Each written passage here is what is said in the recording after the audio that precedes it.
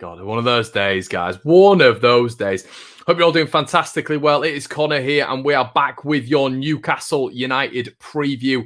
I have a special guest with me who's going to be zapping in now on his miracle internet. I hope you're all doing really, really well. Keep getting your comments in the section below. I can see loads of people already talking about Pascal. Evening, Connor. You can't beat a good backwards clock. No, you can't. And guess what you can't beat, guys? You can't beat a stand, a phone stand. Someone who can't balance his phone and get a good image on there. And I presume we're going to see a lot of this man's chin in this video. Welcome, David Brown. Hey, you all right? I'm all right, mate. How are you? I'm better now than I was Sunday. Oh, is this what we're going to do? Is this what we're going to do? Evening, Connor lad, says Ollie Ward. Hello, Ollie. Hope you're doing well, mate. Classic mute at the start. And it is. There's always a mute at the start of one of Connor's streams. Must win, says Joe. Keep getting your comments in, guys. And we're back, Brownie, me and you, to talk about the debacle at the weekend. We're going to try keep our heads above water here. Be positive. We've got to, everything is good. Smiles. We're moving on to Newcastle. Okay. So we're gonna briefly touch, because I'm sick of talking about Liverpool. We're gonna briefly touch on it. I want to get your thoughts. My thoughts are: it was 3. It could have been 8 in the end. I get that, but we started like a house on fire. And if Rodrigo scores, it's a completely different game. That's my thoughts. Okay, so Newcastle. Is it a different game? Is it a different game? If we go 1-0 up after 10 minutes, the way we started, I just think it's a different game, mate. But honestly, don't take anything away from Liverpool. Don't get me wrong, Liverpool deserved the win, and how we got into half-time 1-0, I still don't know, because it was. I mean, that first half, I'm not sure I've seen anything like it. Been a Leeds fan, just a barrage of attacks. But to be positive, I mean, Leeds Liverpool is a massive game in Premier League history, but we're not at their level. No, we're not. I mean, not in terms of stature of a club. I just mean in terms. Anybody will agree in terms of playing styles and personnel and whatever. We are. I know we're in the same league, but we are millions of leagues apart from them. Yeah, Mohammed Smith says, honestly, lads, no shame in losing to Liverpool. Really, no big deal. I think the only thing for me was it just, as a lot of you guys will know, Brian. I'm not sure if you caught any of my post match, but I think it was just some of the performances, some of the retention of the ball, even when we weren't under pressure, just some of the daft mistakes we were making, just from our own personal standards, as I keep saying, was getting on my wick a little bit, and you know, it just annoyed me that you've now got 4 teams who've had the best performances in recent times against Leeds United, and you know, I still think, you know, towards the back end of last season, how Leeds were in terms of were so difficult to beat even against the top sides, and now suddenly it's been blown open again, and Leeds seem to be very easy to play through the middle of, and which is what you saw Brownie continuously. Well, what you've seen continuously this season, mate. Not even the Liverpool game, but we're talking James Tarkowski, we're talking about Yerry Mina and Michael Keane, we're talking about Maguire just wandering through that midfield, and that just simply has to be sorted out, doesn't it? I mean, you bang on, and it's not just them, because they step out with the ball, and then you look at the games and they pass it forward to Bruno Fernandes, amount of times he got the ball and turned and ran at us. Then you look at Everton, Richarlison got the ball and ran us at will, and we're just passing it to Iwobi and then out to Demarai Gray, trying to thread through Calvert-Lewin. And at the weekend, the amount of times Diego Jota got the ball and turned and ran, and then just threaded it out wide. You know what? Just pass it out wide to Salah and get in the box. It is scary. But just going back, I think it was Mohammed that read the comment. He is right. The games against Liverpool, Man United aren't going to define our season. No. They're not going to define our season. We're not going to be in the top 4. We're not even going to be in the top 6. I don't even think we'll be in the top 8. However, we've now got a nice run of games where I don't want to say must win, because we've played 4 games, but we have heaped a lot of pressure on ourselves going into them games, because if we go to Newcastle on Friday night and get beat, I think a lot of people then start asking questions as to why we didn't really buy anybody in the transfer window. I know a lot of people already are, and I know you can't go and spend 100 million every summer, but if you'd have gone into any pub in Leeds or across the country or anywhere in the world that supports Leeds and asked you one player that we need, everybody would have said a centre midfielder. Everyone. And we just didn't go get it. No, I agree. No, and what we've seen today as well, I want to get on the central midfield. That's what I want to chat about. But just in general, obviously, we've seen Pascal Struijk, Leeds appealed against the red card that he sustained against Harvey Elliott at the weekend. You know, I've said multiple times on here. Obviously, we wish our best to Harvey Elliott, but it's great. It's great to see him coming out and essentially debunking it, which is great, that it shouldn't have happened. All this sort of stuff. We saw it today. Radrizzani obviously came out and said, you know, it was unfair today, and I think it's one of those. Let's just talk on the footballing aspect of it, Brownie. I think Stroud been out. I mean, I would class. I don't know if you think the same. Actually, you might think a little bit differently, but for me, he's our best centre back. I really rate Pascal Struijk. I think his ceiling's massively high as well. Him being out is going to be a big miss, especially when you've got two players in Ayling and Cooper who are going to be going centre back who haven't had the best start to the season. Yeah, I mean, I personally think Llorente is our best defender, but he's made out of Weetabix, so it doesn't really help us. I mean, and that, I think I was stood in the ground, and when he was going off, I really feel for him, because it's not just a coincidence. I mean, what did he be getting for? It wasn't much for 21. Yeah, was it up to 20? I thought it was cheaper than that, but 18, I think it was. Yeah, I thought it was around 12 to 17, but if it's a little bit more, but that's probably why we've got him at that price, and why his old club have thought, you know what, we can move him on, because he just doesn't get a full season out of him. No. If he had got a full season out of him, he's worth more than that, a load more than that, because I think he's really good. Struijk, yeah, he's got loads of potential. I don't think he started the season well either, but I don't think has anyone. We've had some really tough games. I mean, Burnley aside, Liverpool, Man United, and Everton, I think they'll all be in the top 8. So they are difficult games. So that's why you have to take a step back and think it's not been the best of starts, but you've got to look at who we're playing against. But I mean, yeah, Ayling's been a bit, what's the right word? It's just been very meh.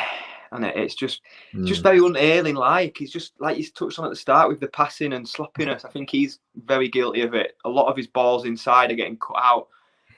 Is that Ayling? Is that teams knowing that? Because we do that pattern.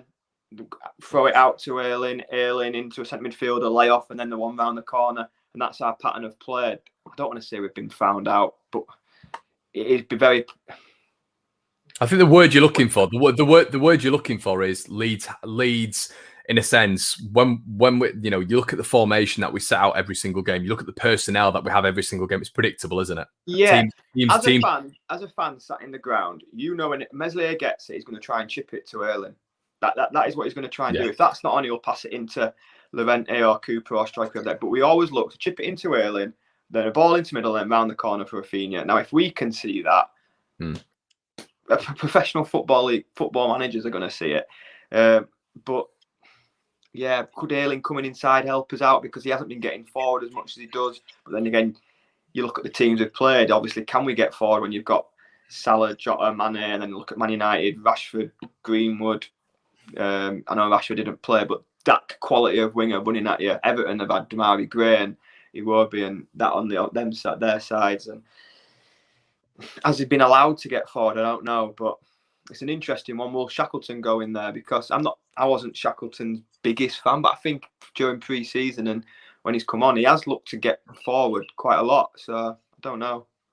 Yeah, I think in the middle there's an argument for Click and Shackleton, because I think what we're getting at this moment in time is there's not that much energy in the middle. As a lot of people won't call it out, but as we know on the One Leeds fan channel, me and Brownie will call it out. Stuart Dallas was appalling at the weekend, and you can say that. You know, I've not seen a lot of criticism for Stuart, but he was absolutely god awful. That doesn't sum Stuart Dallas up as a person, a footballer, and what he's done for Leeds. But if you're just basing it on a review, you have to be fair, and he wasn't good enough. And I think at this moment in time, you know, what do we know about Stuart? You know, he's not naturally a central midfielder, and it's square pegs, round holes again. But I do look at maybe the natural positioning of a Shackleton, who you know has grown up as a central midfielder, who's very, very pressy, very energetic, and I think maybe someone like him in that midfield alongside Click, who's probably the pressiest of our other midfielders.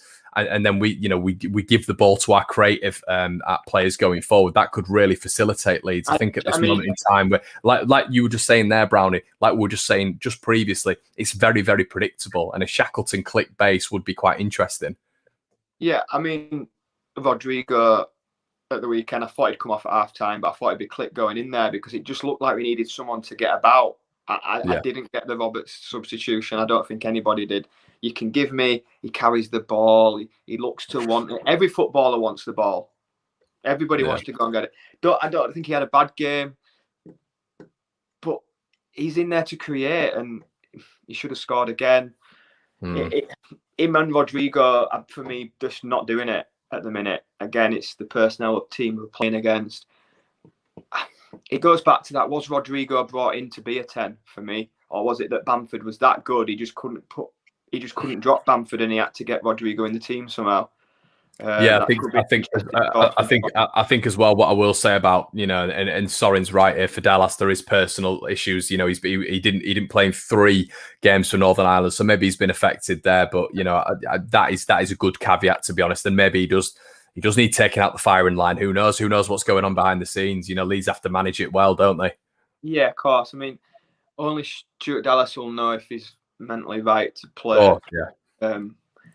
I mean, we've all had issues in our personal life, and whatever job you do, if you've got something going on at home and you go to work, you just can't be bothered with work. Just don't want to be there. And footballers are no different. Yeah, they get paid a lot of money, but they're human like we are. So if there's something affecting him, you don't know what it is.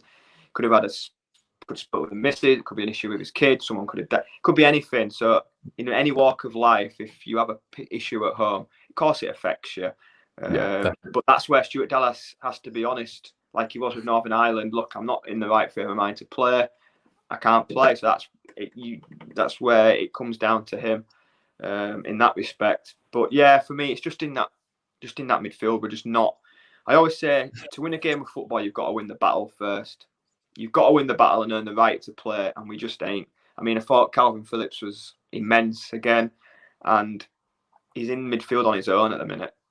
He's in midfield doing 2 people's jobs, and for the first time, I've always thought, he'll never leave. But when you see the level of difference between where we are and the top teams,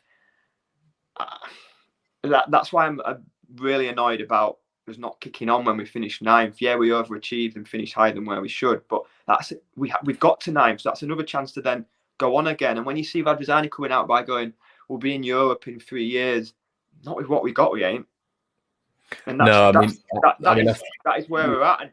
And if we're not going to go and push for that, what is keeping Phillips at Leeds? Yes, he's a Leeds lad, he supports Leeds, but at the end of the day, football's your job. Yeah, of course it is, mate. And I mean, we saw the exact same sentiment with Jack Grealish, didn't we? He's a Villa boy, born and bred, came through their academy. But if they're not matching his ambitions, then he's going to go elsewhere. But I think the key thing to take away from that is that I'm sure Calvin Phillips is happy. I'm sure he's happy in his football, but he needs help. He does need help in that midfield, and Leeds have to start matching it. If you got players like Calvin Phillips and Rafinha, and like you said, Brownie. Leeds have got to start matching his ambitions, and that's on and off the pitch, really. And sometimes I think what Bielsa's doing at the minute. And listen, I hope Rodrigo does incredibly well. If he starts and he scores, incredible. But there's no protection for Calvin Phillips at this moment in time, and I just feel, and I've got a comment here actually from James Duffy, who said Shackleton in pre-season got found out with his first touch numerous times. Melee played it long to Shack on the wing, he lost the ball, and that's true, and that's why I said maybe it'd be interesting to see him centrally, because I don't think Newcastle are going to have that same press. They've got Hayden, Shelvey in there. I think it's going to be a different game in central midfield if we can get those lads on the ball. But we simply have to have more defensive output from our midfield to help Calvin out. Yeah, I mean, I love doing analogies. Say you're a postman and you've got 3 of you doing a round, and every day you're doing your post round, it's just you doing it on your own. You're going to start to get pissed off. Yeah. And it just feels how Phillips is in the middle. He's just in the middle on his own. I think it was the Everton game when he had a goal. We had a goal kick, and there was Ayling, Dallas, and Rafinha all stood out on the right hand side. Yeah, well, we've got the name of the show anyway. We've got Pellegrino Riccardi, who sounds like an F1 champion. Says, "What's with the funeral mood? Let's read." Yeah, Really? and he is. Listen, he's 100% right. And with that, Brownie, what we'll do is we'll get on to Newcastle now. We have said that though. The teams we've played, would we have expected to beat? No. No, exactly. Yeah, and exactly. that's what I mean. Where we've not heaped pressure on ourselves because we've got to play everybody twice. But this next, like we said, the next few games, we've got Watford, Newcastle, West Ham, Southampton around the corner. They're the games where we should be. We're in a game where, look, Man United, Liverpool. I mean, we shouldn't beat them. Let's be right at this current point. But it's just disappointing with how we've played. We've not really given a good account of ourselves. I'd agree. I'd agree. And in a weird sort of way, I was saying this today. You know, even if you saw, I don't know what you think about this, but someone said it to me, and I thought maybe, you know, if you saw an unbelievable Leeds performance on Friday, and we lost maybe like 1-0, and it was a horrible goal, it'd be gut wrenching, but you'd be encouraged, wouldn't you? That there's a performance there, we can build on it, you know. Yeah, of course, and that's it. Like I said at the start, like when you asked my thoughts on the Liverpool game, I genuinely think we started so well. Yeah. I do think if that Rodrigo chance goes in, then you have got that different game. It's just taking them chances, isn't it? But hopefully against Newcastle, who haven't had the best of starts themselves, we put them to the sword. Yeah. Bobby, cheers for your donation, mate. Cresswell to start if we play a back three. I don't think so, buddy. I mean, we've not seen Somerville against Crewe. I don't think you're going to see Cresswell against Newcastle, to be honest. But I don't think Newcastle would go with two up top. No, they wouldn't. And Bielsa only reverts to a three at the back when they have a two up top because he likes to have one extra player in there. So when they've got a one up top, we have the two. So I don't think we'll have a back three. I mean, God, we're talking pessimistically, but bloody hell, them Geordies must be tearing their hairs out without. Yeah, let's get into them. Carl Brockwell matched on together for the middle of the North Sea. Top man, Carl. Yeah, let's get. So I'll get a quick summary of Newcastle at this moment in time. They are really struggling massively. Obviously we know they're very anti Bruce, anti Ashley. It's anti everything at the minute. And Leeds, for me, have a real chance here to go there. And there's been a lot of talk at this moment in time that the crowd is hindering Leeds United, which, you know, there is an argument there. But if we're able to go to St James's Park on a Friday night with a packed out St James's and score early, and then potentially, even if we're lucky, you know, or we deserve to get a second one. If we get a second goal, Leeds for me, you can get the St James's crowd turning on the Newcastle side, especially Steve Bruce. They weren't in all last season. They couldn't give him that same rigmarole as they will give him this year, and it could turn into a very nasty atmosphere for Newcastle. But on the other hand, you know, if you've got sort of 54, 56,000 Geordies there and Newcastle have gone 1-0 up inside 5-10 minutes, they're going to get behind the side. So I think it's vital that, you know, whoever scores first for me wins this game, because Newcastle ain't coming back if Leeds score first. Well, I think you're right. The first game is vital. We haven't taken the lead in a league game yet. That's another concern for me. We've never been in front in a league match, and it took us 80 minutes to score past Crewe. So I think it has the potential to be a great Friday night. But if we do get beat, do we start to worry? I don't know, but I can't see us not winning at Newcastle. I think they're in a really bad place, to be honest. And I'm just like that. Was it Pellegrini that said, I am just looking at the start of the season and putting it down to just the teams we have played. I don't expect to have, maybe Everton at home, first game of the season at home for Leeds. You expect to get something, maybe more than a draw. And I think we were on top towards the end of that game, to be fair, in fairness to the Everton game. If there was going to be a winner, it was going to be Leeds. So trying to clutch at straws at positives to take into Newcastle, but let's be right, they've not had a great start either. So they'll be thinking the same thing, like, can we kickstart our season against Leeds, who have got a centre-back injured, a centre-back suspended. I mean, there was, you'll probably know more than me, but there's been a clip from Patrick Bamford on the 5 Live talking, saying that his hamstring was pinging. So is he injured? I mean, we really don't know. That was after the Liverpool game. He was on a live phone-in saying his hamstring was pinging. That was the quote. Right. Okay. That'll But be then, interesting. I mean, I've seen nothing else, but I have heard the clip, and he does say my hamstring's pinging. So, with the turnaround Sunday to Friday, does he play? Then does Rodrigo go up top? Yeah, I mean, this is what I'm getting annoyed with Leeds. We always seem to have the same chat of, right, he's going to slide to that position, he's going to slide to that position, he's going to slot in here, and it's always like we're playing like chess and moving people around. Square pegs. That's it, yeah. But Mr. Bielsa way, he likes people to play in different positions, and what he's done at Leeds is fantastic. So yeah, it's never going to change. So yeah, like we just said there, mate. It's one of those things. But you look at Newcastle. Apparently, the team news is apparently it looks like Joe Willock is carrying a little bit of a knot. They don't know if he's going to be available. Callum Wilson won't be featuring. So yeah, you're going to get from the start this time the ankle breaker, the knee twister in Alan St. Maximan, which is obviously always going to be a problem. But the plus side to Alan St. Maximan is for me. I think he got an assist against Manchester United, but overall his final product is not great. But we saw when he came on at St James's Park, and I shouldn't have said that. say that, man. But we saw though when he came on at St James's Park, grace pending. Yeah, but when he came on, he was phenomenal, wasn't he? Yeah, he completely changed the game. So that's going to be a real issue for Leeds to keep him under wraps. Yeah, definitely. But I am going to St James's Park confident. I really am. We're not owed, but we're due a performance, I think. And there has been glimpses in different games of like we started the second half against Man United on top. We finished the game against Everton on top. I know Man United scored 3 goals in 8 minutes, but Ailing equalised and we were really going for it. And then they scored a few. But there have been parts of games where we thought that's the lead, and we just want that over a longer period. And I think it's about time that we got one now.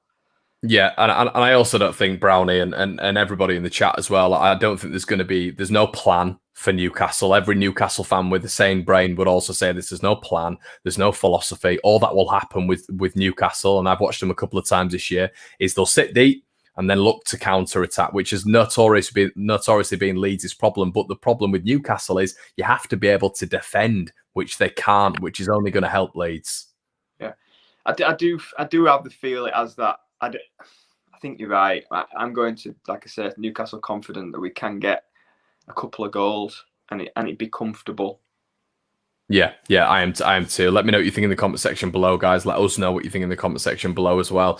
Yeah, I think a lot of people are talking about what you said there, Brownie, about Bamford, and if Bamford is key in a game like this, and I think he is. Obviously, we need him to be occupying Jamal Lascelles in all departments, really. But I think, and there's a lot of chat as well. Mohammed said here, do you think Dan James can heavily impact this game? And I don't think he'll start, but once again, with James, it is his pacing and behind, and that is a real threat that we've got off the bench, isn't it, Brownie? Yeah, definitely, and that's what we want. We just want more options around the attacking end of the pitch, really, because we've got nobody to bring on for Bamford. If Rodrigo comes off, it's Roberts. Costa was coming on. They're not prolific.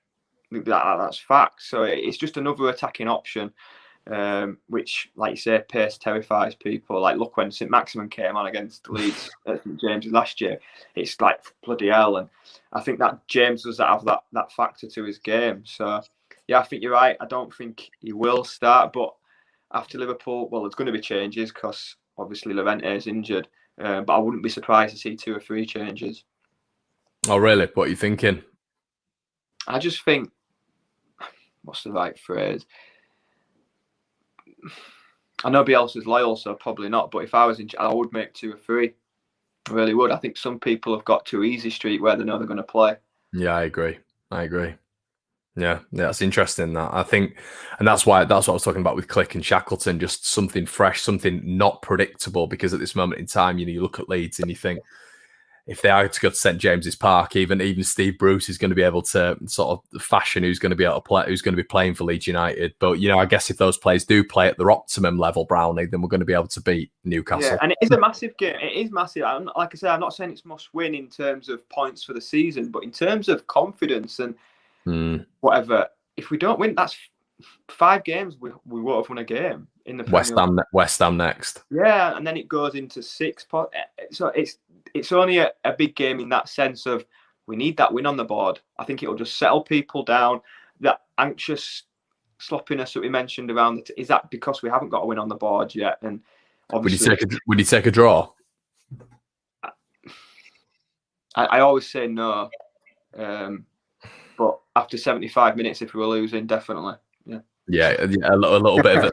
That's a little bit of a Burnley feel, isn't it? Yeah, it's one of them where I went to Burnley thinking we could smash these. It's one of them where it'll either be a scabby 1-0 or we will run riot. It does have that feel to it. I can't see Leeds getting battered, but I could see Newcastle getting battered, if that makes sense. Yeah, I mean, it seems strange at the minute, doesn't it, to see a Leeds battering just because of how poor we have been so far. But I agree with you, mate. I think we're going to get a win. We're gonna finish it off, guys. But please get in the comment section below what your score predictions are. Of course, Brownie, we're going to go you first, buddy. I'm going to go 2-0.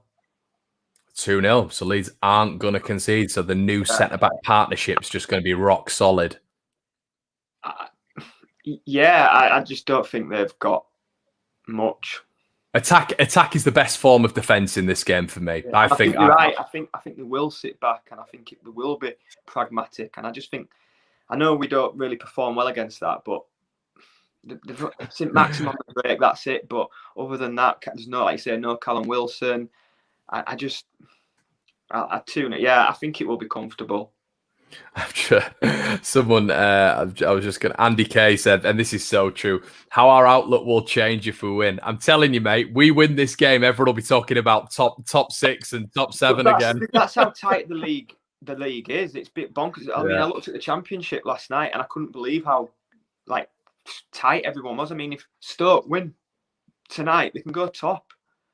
Yeah. But Huddersfield are 4th and they started horrendous. And I think that's a bit in the Premier League at the minute, in that bottom half.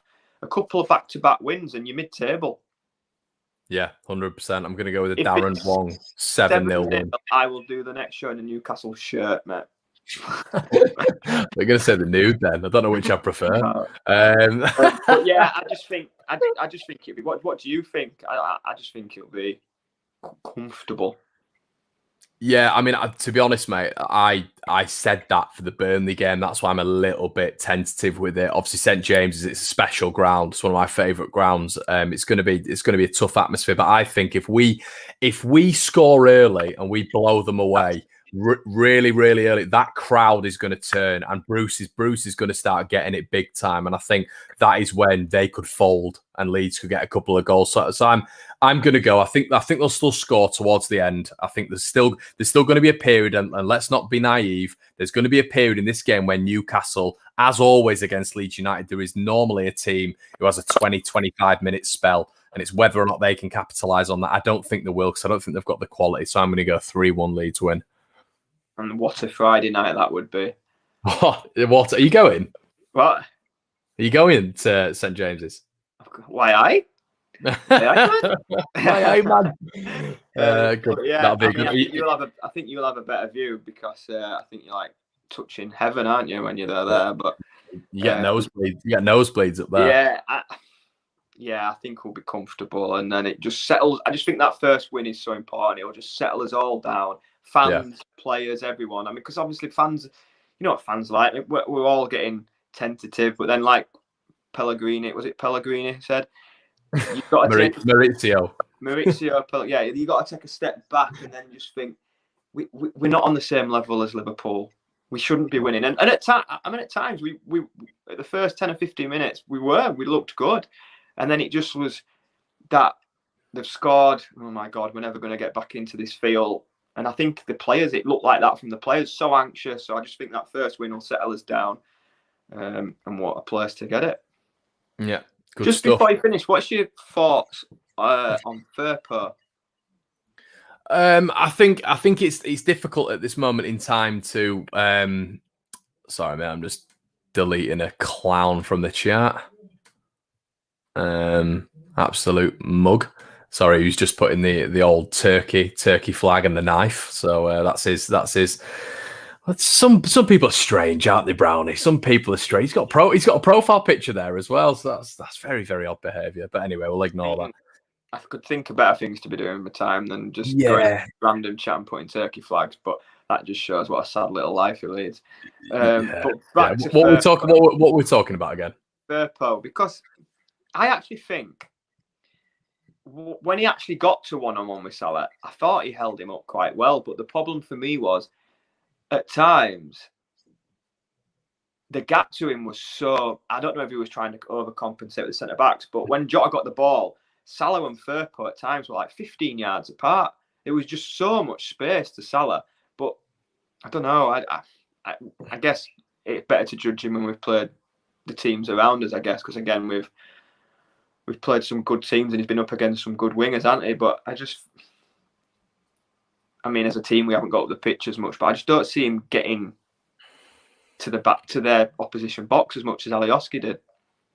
No. Belly 81 Sports, I'm a Newcastle fan, and I wish we were a well-run club at there. And I think we've got a good relationship with Newcastle fans. I think we're very similar clubs, quality fans, and I think we expect the effort on the pitch. And unfortunately for Newcastle, well, not Leeds are that club. It's like we have a rivalry, but unfortunately, it's not happening for them. But yeah, Brownie, in answer to your question, listen, you got to contextualise it, Brownie. Look who he was up against at the weekend. He's up against arguably one of the top 5 players in the world, and I think they changed it a little bit for me. They changed it a little bit about halfway through the game. They started like really pulling Fabinho over onto that side. So I think they weren't satisfied with what Salah was doing against Firpo. So in that first half, when he got one-on-one, there was quite a lot of times Firpo would stop him going past him, which I liked. Yeah.